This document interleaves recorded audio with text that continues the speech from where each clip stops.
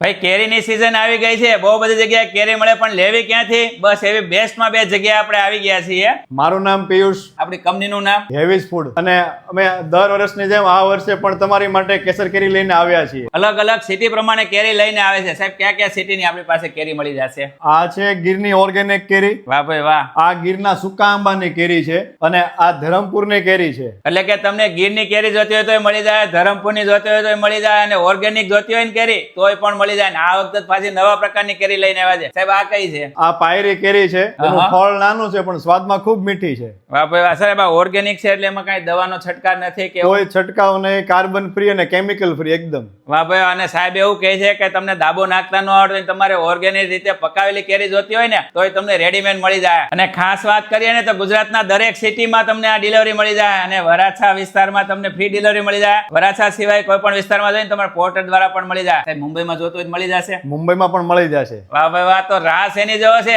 આ સિઝનની કેરી તમારે જો ખાવી હોય ને તો પિયુષભાઈની કેરી ખાજો, જોરદાર કેરી આવશે. અને સર, કચ્છની કેરી ખાવી હોય તો? કચ્છની કેરી પણ ટૂંક સમયમાં આવવાની છે. આ આપણે અહીંયાની સિઝન પૂરી થાય એટલે કચ્છની કેરી આવવાનું ચાલુ થશે, તો તે પણ તમને મળી જશે. વાહ ભાઈ વાહ.